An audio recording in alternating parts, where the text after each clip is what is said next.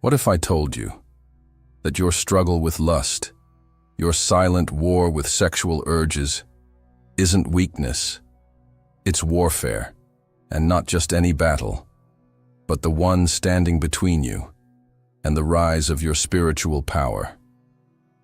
Every time you say no to temptation, you're not just avoiding sin, you're unlocking authority, an authority the world can't see, but the spirit realm can't ignore. This is not about self-control. It's about purpose. It's about sacred fire. It's about the divine weight you were born to carry. And if you're watching this right now, you already know, deep down, you were never meant to be average. You feel it. That quiet pull in your chest. That strange disconnect from the crowd. The way lust tries to keep you low. Because heaven is calling you higher. Let me be clear. 90 days without sex. 90 days. Without masturbation isn't just a detox. It's a spiritual rebirth. Because when a man separates himself, he becomes a vessel for something sacred, something fierce, something eternal. And what happens after those 90 days might just shock you. So don't blink, don't skip, don't look away. This message is not for everyone. It's for the chosen, and if that word stirs something in you, you already know who you are. Tap the like button right now, subscribe if you haven't yet, and drop 99 in the comments as a sign of spiritual alignment, because 9 is the number of finality, and you're about to end a cycle and step into your true calling. Let's begin. You've been told that energy is just about calories, about movement, about metabolism. But let me show you what they never teach in schools. When you abstain, when you cut off the endless cycle of sexual release, you're not just preserving physical strength. You're awakening spiritual electricity. It starts subtle. You wake up one morning and feel sharper. You walk into a room and people glance at you differently. Your eyes become anchored, grounded, intense, because you're no longer scattering. Your power. You're concentrating it. And here's the part that no one expects. When a man stops releasing his seed without purpose, his voice changes. His posture shifts. His walk becomes slower, heavier, deliberate. Because his energy is no longer leaking into the void, it's flowing back into him. You see, your seed is not just a biological substance. It's a container, a sacred vessel of intelligence, legacy, identity, and command. Every time it leaves you without reason, a piece of your inner world goes with it. But when you hold it, when you rise above the craving, your nervous system recalibrates, your mind becomes still, and your spirit starts to glow. Yes, glow, but not like light, more like weight. A kind of invisible gravity forms around you. Strangers treat you differently. Your words carry influence even in silence. You become undeniable. Why? Because your aura, your spiritual field, is no longer fractured by lust. It's whole, magnetic, commanding. Women sense it. Men feel it. But most won't understand it, because this energy doesn't shout. It doesn't beg. It doesn't perform. It just is. And when you enter that space, where your essence is fully intact, you begin to remember who you are, not who the world told you to be, but the version of you that heaven whispered into existence, the version that was always meant to walk with authority but couldn't, because the fuel was leaking. And here's where it gets deeper. This energy doesn't just change how others see you. It changes what you attract. People with hidden agendas will suddenly feel exposed around you. Opportunities that once passed you by will begin to open. Your environment adjusts itself, not because you chased it, but because your inner current became too strong to ignore. This is why abstinence, real, sacred abstinence, is a forgotten weapon. It turns weak men into pillars. It turns noise into vision. It turns distraction into direction. But let me warn you, this shift is not comfortable. You'll feel urges rise like fire in your bones. Your body will try to rebel. Your mind will scream for escape, because what you're doing is rare, dangerous, revolutionary. You're interrupting a system designed to keep you dependent, empty, and spiritually sedated. But if you hold the line, if you stay locked in, you'll reach a moment where the temptation fades and the power takes over. And when that day comes, you won't need to announce who you are. Your energy will speak for you, and trust me, it will speak loudly. But that's just the beginning. Because once your power starts rising, so do the tests. The next phase? It's where most chosen ones get ambushed. Not from the outside, but from within. And what happens next will determine if you truly ascend or fall back into the cycle. Let's talk about that. Now, there's a reason most men today feel lost. Even the strong ones. Even the ones who look like they've got it all together. They're not lazy. They're not broken. They're fogged, blinded by an invisible film. A cloud that sits over the mind like smoke after a spiritual fire has been smothered. And do you know what causes it? Lust. Not just the act of lusting, but the constant flood of images, cravings, fantasies, and false dopamine that hijacks the brain every single day. You don't even realize it's happening. It starts with a glance, a scroll, a click, and before you know it, your mental bandwidth is gone. You can't focus. You can't finish what you start. You can't hear from God, because your mind is tuned to static. This is not about morality. This is about mental warfare. Because lust doesn't just affect your urges. It fractures your inner vision. And when you can't see, you can't build. You can't lead. You can't even know who you are. But something miraculous happens. When you finally pull the plug, the moment you break the pattern, when you cut the signal that's been feeding your flesh and starving your soul, everything begins to sharpen. It doesn't happen all at once. But little by little, the fog starts to lift. Colors look different. Time feels slower. Conversations become clearer. You start to feel yourself again, but not the broken version. The ancient one, the one beneath the noise. And then ideas come, not shallow ones, not the recycled thoughts you used to copy from others, but original downloads, blueprints, visions, instructions. You begin to see how your pain had a pattern. You see why certain doors were blocked. You start connecting dots from your past, and the story starts to make sense. You're not just thinking more clearly, you're seeing through the veil, and it doesn't stop there. Suddenly, people's intentions become transparent.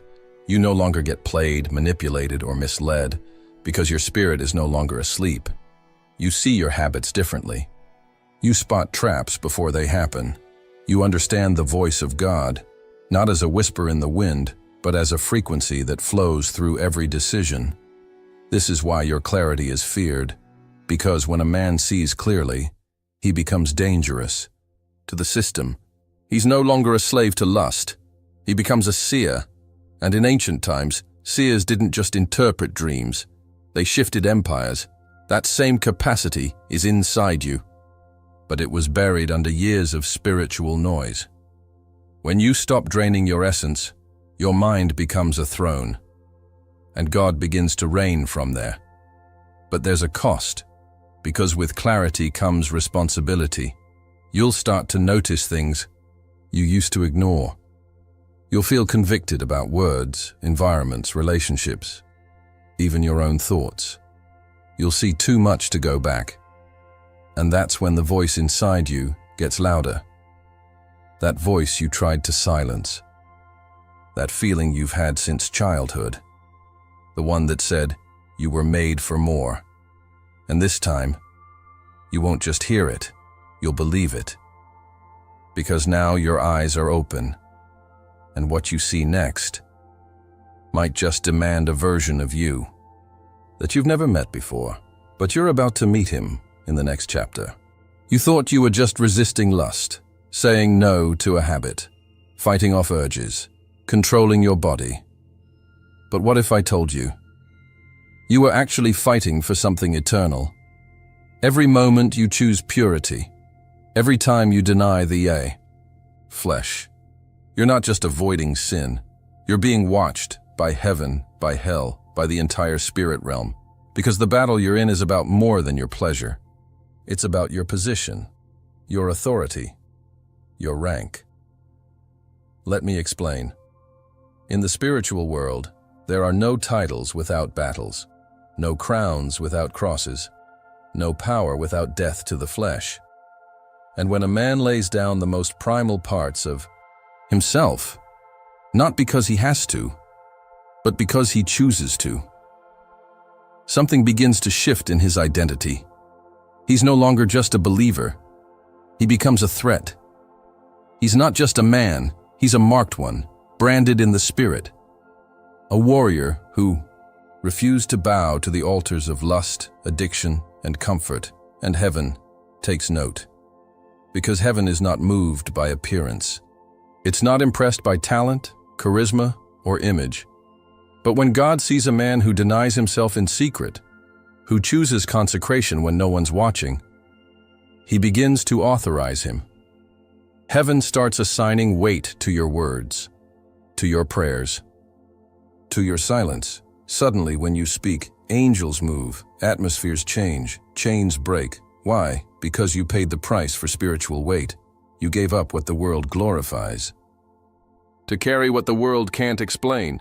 And don't think hell isn't watching too.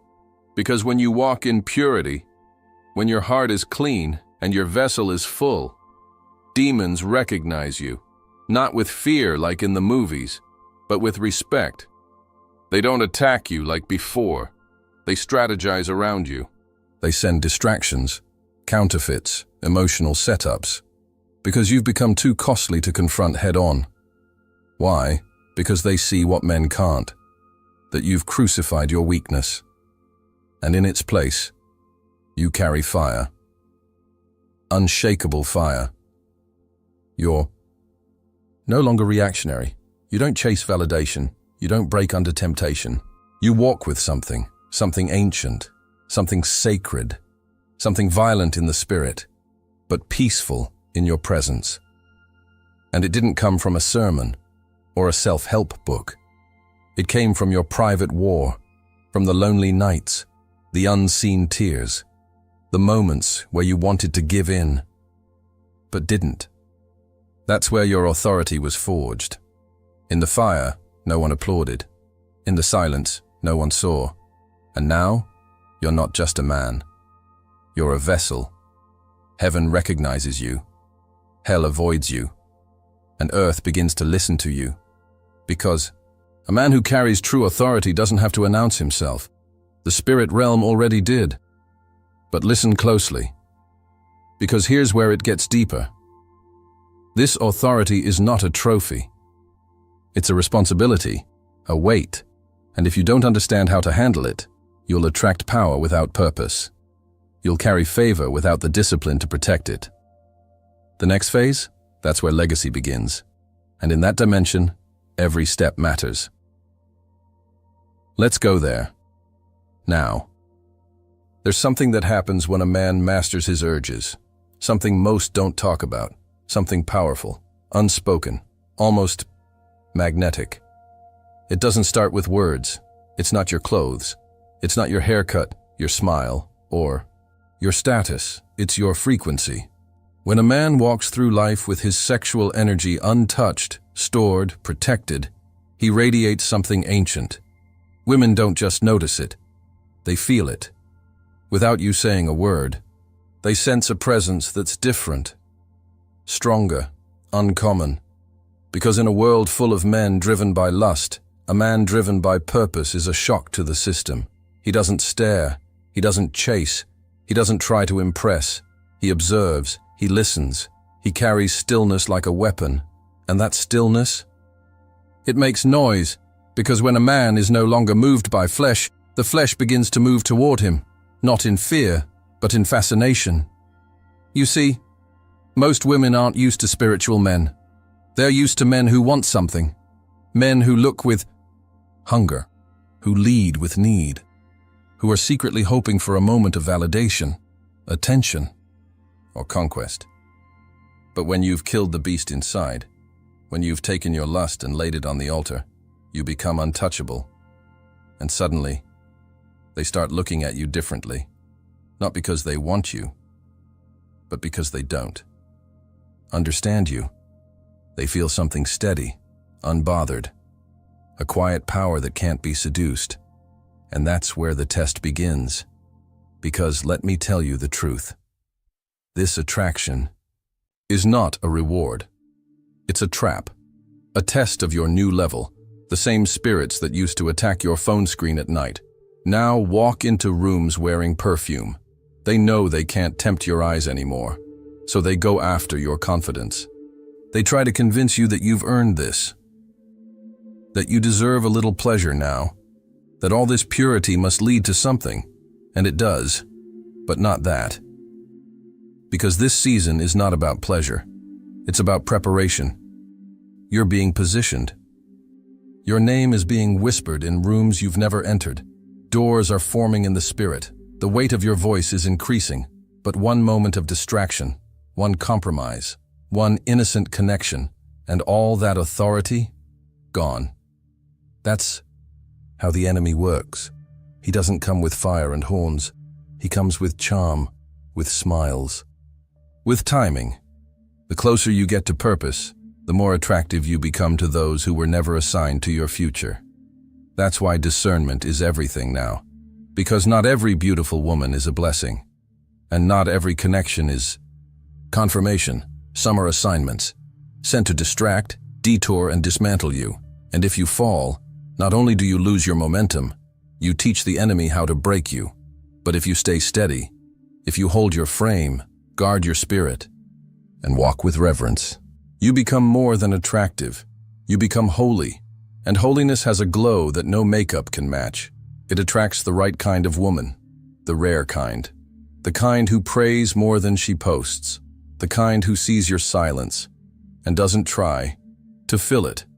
She honors it, but you'll never find her if you fall for the ones who came to test your power.